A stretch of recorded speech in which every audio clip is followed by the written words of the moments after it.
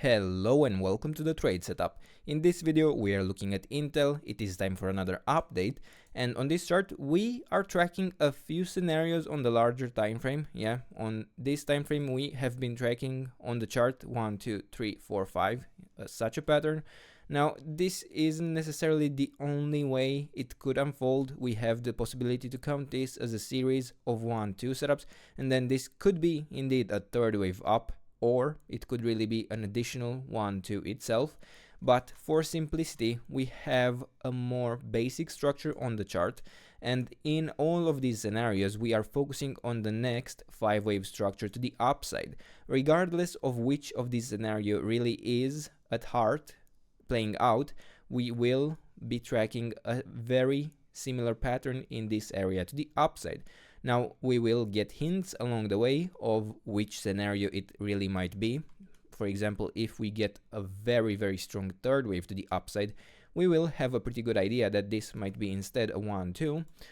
If we end up developing something more concise, something like an initial 5-wave structure to the upside, we get a small retracement and then another 5-wave structure to the upside. It might be just a series of 1-2 setups where this was indeed a third wave up, but in the end it doesn't really matter at this point. We are tracking to see that we develop this as a 5-wave structure to the upside, at least from a large time frame perspective. Now so far within this structure we have a wave 1 complete, and probably this wave 2 is also complete. We did already max out the support zone, so we did fulfill all expectations, all minimum expectations. Well, not even minimum, we did reach the bottom of the support zone, but we are ready to form the third wave to the upside. And in this idea, in this wave 3, we must find an impulse developing in this area.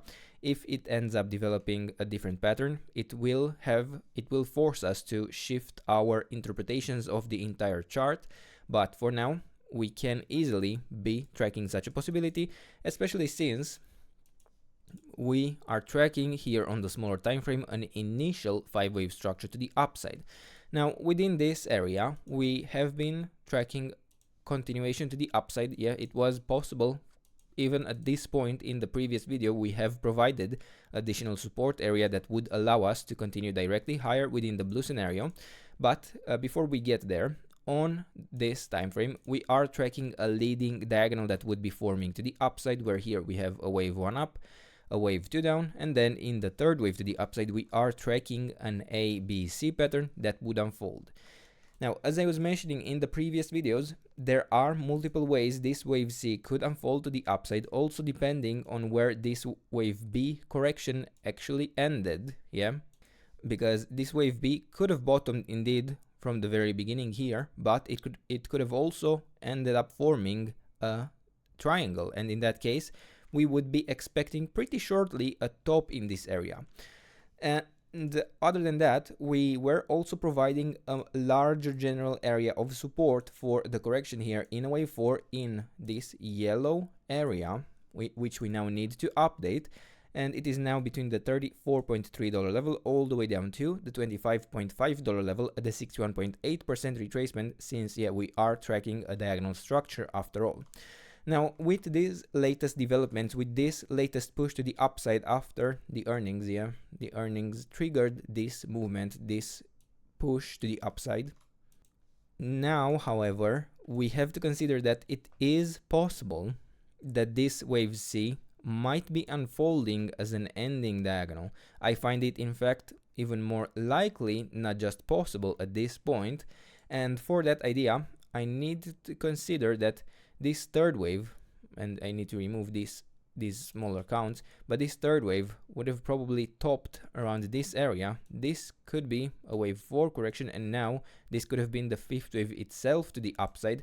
Now it could still extend higher. This is entirely possible, but it must hold certain levels of support for this to be also plausible. Now in this case I might allow this wave 1 to have started in different areas, but in the end I would probably have either a third wave top here or here, doesn't matter exactly.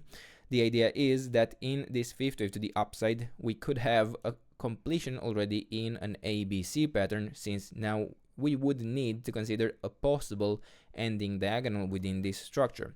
Previously, we had good hints of it being an impulse. We did manage to form a pretty impulsive structure, but this continuation further and further within the fifth wave did start to look a little bit suspicious, and then this last push to the upside in a three-wave structure also does show some hints that this may be an ending diagonal within the larger wave C.